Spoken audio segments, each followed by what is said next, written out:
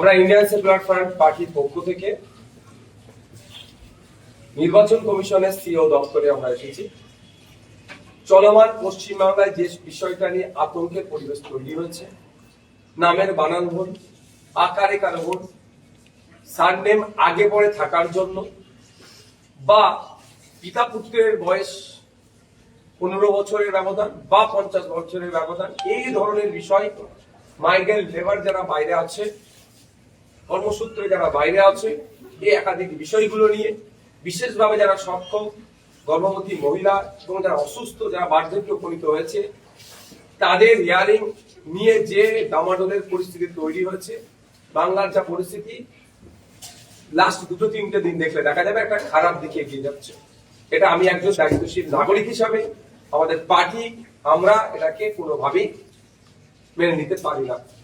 সেই জন্য বেশ কিছু বিষয় নিয়ে 11টা দাবি নিয়ে আমরা আজকে সি অফিসে এসেছিলাম। সিও স্যারের সাথে এই বিষয়গুলো নিয়ে আলোচনা হয়েছে।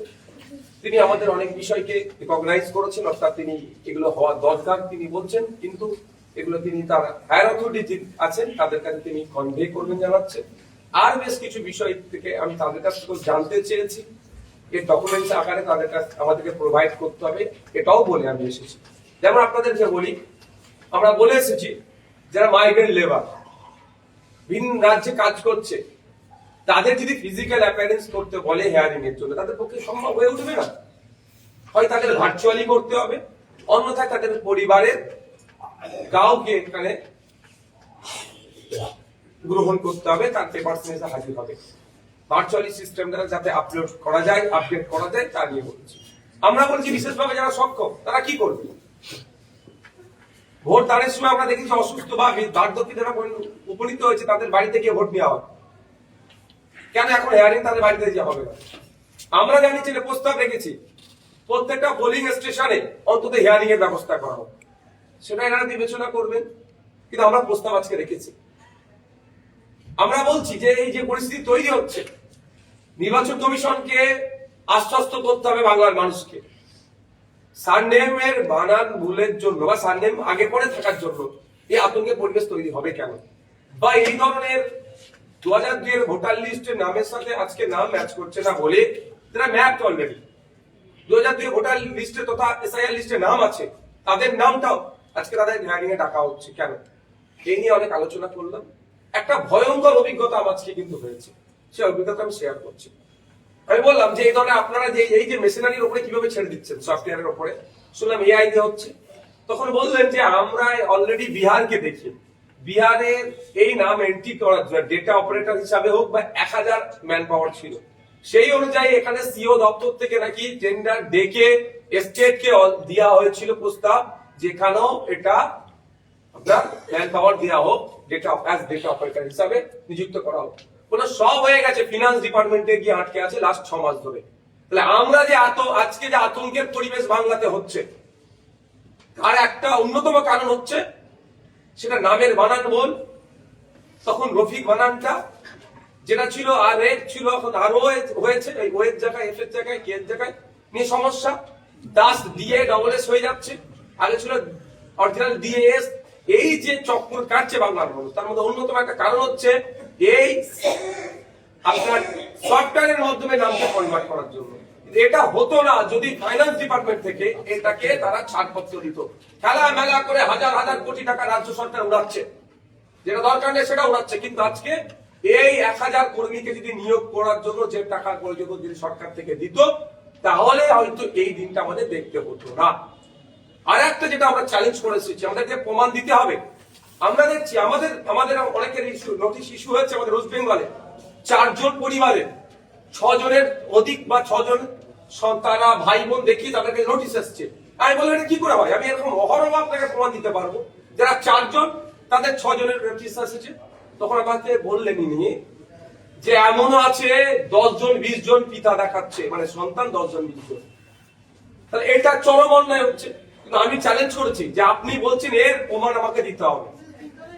কি হচ্ছে 10% ভালো, 90% ভালো, 10% ভুলের জন্য তারা প্রত্যেকে জড়িয়ে যাচ্ছে। কিন্তু আমি চেয়েছি আমাকে মেল করবেন ওনারা নাকি সিও থেকে আপনার ইসিআই সেন্ট্রাল কমিটি থেকে ওনারা সেন্ট্রাল থেকে দিল্লি অফিস থেকে ওরা চেয়েছেন আমাকে দেবেন, যে ওনাদের বক্তব্য হচ্ছে যে এমনও ব্যক্তি আছে তার 10টা 15টা 20টাও সন্তান দেখানো হচ্ছে, ফলে 6-এর অধিক যেগুলো হচ্ছে বা 6 বা 6-এর অধিক সেইগুলোকে তারা নোটিশ পাঠাচ্ছে।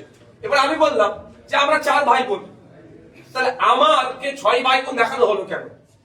এটা তো দোষ আপনাদের। বলে এটা আমাদের দোষ নয়, যেটা বলেছে সেটা আমি বলছি, এটাও কোনো না কোনো জায়গাতে কেউ লিঙ্ক করেছে 6 জনের, অর্থাৎ তারা ইনশিওর হচ্ছে, তারা আমাদেরকে বলছে 6 জনের হয়েছে বলেই আপনার বাড়ি নোটিশ গিয়েছে। এবার আমি বলছি যে ওটা আমাদেরকে দেখাতে হবে, সেটাও আমি জানিয়ে এসেছি, আমাদেরকে যত সময় ওটা প্রোভাইড করবে।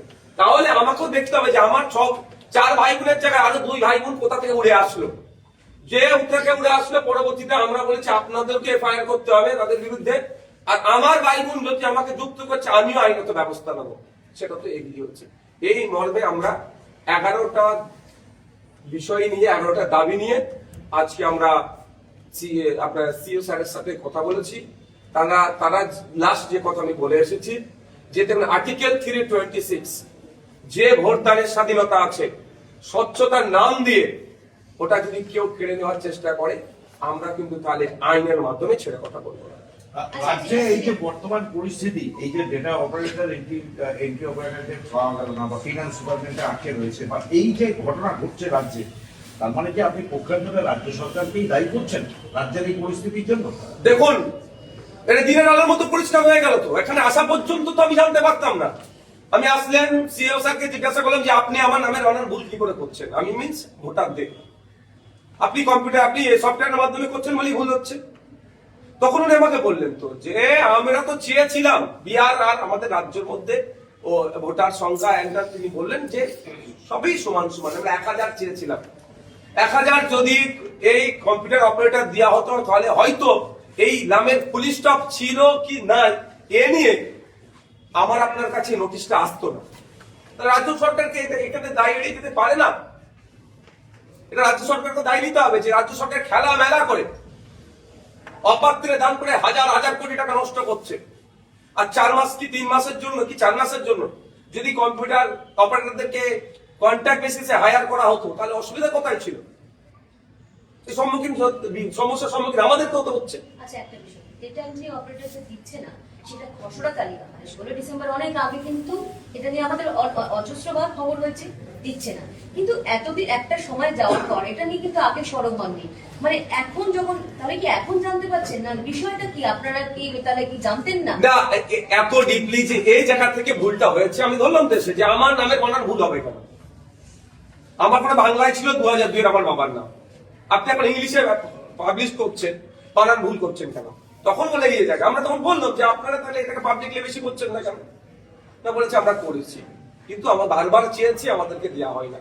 কিন্তু এর উত্তরটা তো মানে সিও স্যার দেবেন আর রাজ্য সরকার দেবেন, ফিনান্স ডিপার্টমেন্ট, যে আপনারা কেন ছাড়েননি। আরেকটা বললেন যে 4 জনের একজনের সাথে 4 জনের ভাই বোন, কিন্তু দেখাচ্ছে 6 জন।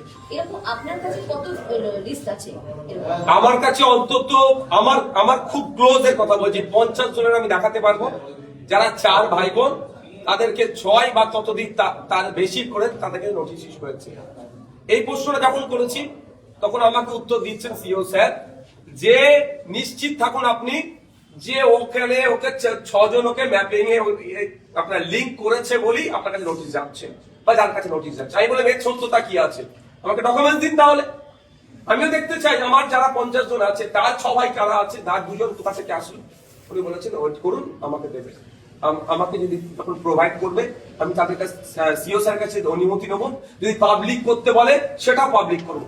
আমরা আবার একটা করে প্রশ্ন তুললাম, তাহলে যখন আপনি নোটিশটা ইস্যু করেছিলেন 6 ভাইয়ের নামটা দিয়ে দিতে পারতেন তো, দেখা যেত তাহলে আমার 2টো ভাই এক্সট্রা কোথা থেকে আসলো কি দিদি কোথা থেকে আসলো, বললো ওটাই আমাদের তাহলে বিষয়টাকে আজ উনি আগে আনলেন না। মানে ইলেকশন কমিশনের কোথাও গাফিলতি বা কোথাও এটা ত্রুটি থাকছে। দেখুন একটা কথা, যদি ত্রুটি মুক্ত হতো তাহলে আমাকে ইলেকশন কমিশন অফিসে আসতে হতো না, আমি তাহলে আমার শুধু রাজ্য সরকারের নবান্নে গিয়ে আমি প্রশ্নটা করতাম।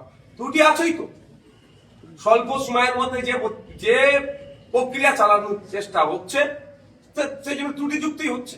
সেটা তো রাজ্য সরকারও বলছে যে অনেক কম সময়ের মধ্যে এত বৃহৎ এত ব্যাপক কাজ হচ্ছে, সেই জন্য হয়তো লোক দিতে পারছে না, সেই জন্য এই ধরনের প্রত্যেকদিন লজিক্যাল ডিসক্রিপেন্সির সংখ্যা বেড়ে যাচ্ছে, কমে যাচ্ছে। এটাও তো একটা কারণ নাকি? দেখুন, রাজ্য সরকার তার এই এসআইআর কে পলিটিক্স হিসাবে, রাজনীতি হিসাবে আজকে ধরতে চাইছে। এত জিপে যাওয়ার আমার প্রয়োজনই হতো না। যাদের বাড়িতে নোটিশ পৌঁছাচ্ছে তাদের একটা হেভি অংশে পৌঁছাচ্ছে শুধু নামের বানান ভুলের জন্য। আর এই নামের বানান ভুলটার জন্য যাদের বাড়ি নোটিশ পাঠাচ্ছে তার সিংহভাগ মাইনরিটি মুসলিম সম্প্রদায়। আর আজকে রাস্তায় যারা প্রতিবাদ করছে তাদের সেই যাদের নামের বানান ভুলছে তারা বেশি আতঙ্ক। এইরকমও বলা হচ্ছে নামের বানান ভুল, তোমার ভোটাধিকার কেড়ে নেওয়া হবে। তাহলে এর জন্য তো দায়ী আমি করব। নির্বাচন কমিশনে যেমন আপনার কম্পিউটার অপারেটর পাচ্ছে না, চিৎকার করা ছিল, যুক্তরাষ্ট্রের পরিকাঠামো দিতে বাধ্য রাজ্য সরকার, সেইভাবে হয়তো চাপ দেয়নি। আর দ্বিতীয় হচ্ছে রাজ্য সরকার কেন দেবে না কম্পিউটার অপারেটর? আমি আবারও রিপিট করছি, হাজার হাজার কোটি টাকা তো অপাত্রে দান করছে। আজকে আমাদের এই দুর্দিন, এই আমাদেরকে যে রাস্তায় নামতে হচ্ছে বা আমাদেরকে যে হয়রানি হতে হচ্ছে, আমাদেরকে যে যথাসময়ে গিয়ে আপনার হিয়ারিং অ্যাটেন্ড করতে হচ্ছে, এর দায়িত্ব আপনার রাজ্য সরকারের উপরেও বর্তাচ্ছে। আর একটা যেটা বিষয় আমরা তুলে উত্থাপন করেছি, যারা হিয়ারিং এ আসছে তাদের তো রিসিভ দিচ্ছে না। রিসিভ কোথায়? আমার কাছে আমি এসেছি কি আসেনি এই প্রসঙ্গে তুলেছি। সেই সময় সিও স্যার যেটা উত্তর দিলেন, যারা হিয়ারিং এ তাদেরকে ডাকা হচ্ছে কম্পিউটারে তাদের সিস্টেমে তারা নাকি আপলোড করে দিচ্ছে বা তারা আপনার প্রেজেন্টটা করে নিচ্ছে। কিন্তু আমি বললাম যে আমি আমার পাচ্ছি না কেন, এটাও ব্যবস্থা করা হোক। এই বিষয়টাও তারা বিবেচনা করবেন বলেছেন। আমরা এই প্রস্তাবটা রেখেছি যে রিসিভ আমাকে দিতে হবে, আমি অ্যাটেন্ড করেছি, নাহলে কালকে বলতে পারে আমি অ্যাটেন্ড করিনি। বলছি একটা বিষয়, যেমন মাধ্যমিকের অ্যাডমিট কার্ড, সেটা কিন্তু প্রস্তাব দিয়েছিল এখান থেকে ইসিআই, সেটা কিন্তু নাকচ হয়ে গেছে। ওখানে কিন্তু ডেট অফ বার্থ থাকে। এখন যে অনেক প্রস্তাব যাচ্ছে সিও দপ্তর থেকে ইসিআই, নাকচ হয়ে যাচ্ছে। সেটা আমরা তো তুলেছি, মাধ্যমিকের অ্যাডমিট কার্ডটাকে ইস্যু করতে হবে। উনি বলছেন সার্টিফিকেট, আর অনেক কিছু বলছে। আমি বলি ওটা শুধু মাধ্যমিক না, আমরা বলছি যারা মাধ্যমিক উত্তীর্ণ হতে পারেনি বা ক্লাস 8-এ পড়ে পড়াশোনা ছেড়ে দিয়েছে, অর্থের হবে এরকম যেটা হচ্ছে, তাদের ক্ষেত্রে কি হবে? স্কুল সার্টিফিকেট প্রযোজ্য হবে না, সেই প্রস্তাবটাও আমরা রাখছি। কিন্তু আমাদের বিধায়ক সংখ্যা একটা সংযুক্ত মোর্চা, আমরা আমাদের ক্ষমতা অনুযায়ী যারা সরকার চালাচ্ছে তারা এখনো পর্যন্ত নেড়েচড়ে বসছে না কেন? এই যে দুরবস্থা, রাজ্য সরকার পশ্চিমবাংলা বিধানসভা ডেকে একটা তো এই যে লজিক্যাল ডিসক্রিপেন্সির নামে যেভাবে হয়রানি করা হচ্ছে, এটার উপরে একটা অন্তত নিন্দা প্রস্তাব পাস করা, অল পার্টি মিটিং ডাকুক রাজ্য সরকার, যে এইটা থেকে উত্তরাবো কি করে। বাংলার ভোটাররা আজকে এই সমস্যার সম্মুখীন হচ্ছে, উত্তরানোর জন্য বাংলার যে সমস্ত রাজনৈতিক দল আছে সবাই অল পার্টি মিটিং ডাকা, সে কিছু করছে। বলছি এই ক্ষেত্রেও কি সেটিং? যে আপনি এক্ষুনি একটা কথা বললেন, সেটা হচ্ছে যে মাইনরিটি সংখ্যা থেকে মাইনরিটিদেরকে ম্যাক্সিমাম লজিক্যাল ডিসক্রিপেন্সির জন্য শুনানি পাঠানো হচ্ছে। এটা একটুখানি আরেকবার যদি স্পষ্ট করে বলেন। যাদের কাছে নোটিশ ইস্যু হয়েছে, নোটিশ ইস্যুর সিংহভাগ মাইনরিটিদের, মাইনরিটি মুসলিমদের করা হচ্ছে, যতটুকু তথ্য আমরা পাচ্ছি। দ্বিতীয়ত হচ্ছে যাদের কাছে আবার নোটিশ ইস্যু হয়েছে মাইনরিটি মুসলিমদের, তাদের মধ্যে ইস্যু কিন্তু নোটিশে দেখবেন দুটো জিনিস বেশি করে তাদের দেখানো হয়েছে। একটা হচ্ছে, প্রথম হচ্ছে নামের বানান ভুল, সারনেম আগে ছিল পরে হয়েছে, পরে ছিল আগে হয়েছে, এটা। আর একটা বিষয় হচ্ছে 4 জন আছে তাদেরকে 6 জনের লিঙ্ক করিয়ে দেখানো হচ্ছে। এইভাবে তাদেরকে অনৈতিক ভাবে হয়রানি করা হচ্ছে। পশ্চিমবাংলার